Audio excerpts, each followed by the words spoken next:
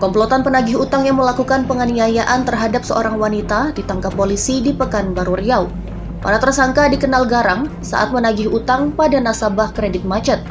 Ketujuh tersangka ditangkap di tempat terpisah usai melakukan penganiayaan terhadap seorang wanita.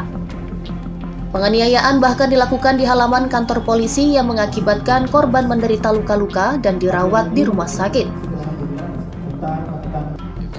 Sebelumnya, polisi telah menangkap 3 tersangka lain yang tergabung dalam komplotan yang sama.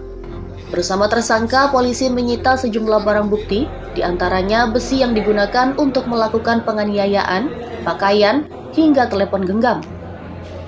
Direktur Reserse Kriminal Umum Polda Riau mengatakan, pihaknya tidak akan mentolerir para penagih utang kredit macet yang bertindak di luar prosedur.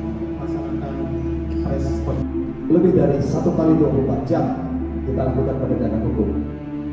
Kemudian dari pengembangan yang terjadi, 4 orang kita lakukan penahanan, kita kembangkan sampai dengan hari ini.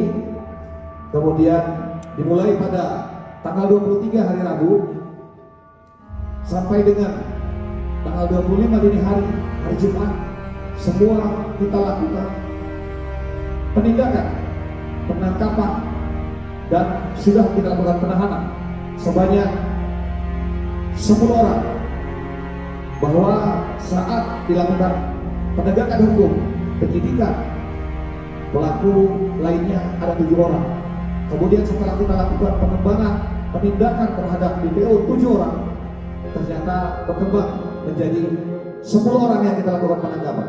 Dari ke-10 orang yang kita lakukan penindakan dan penegakan hukum, 3 diantaranya masih anak-anak, masih sekolah.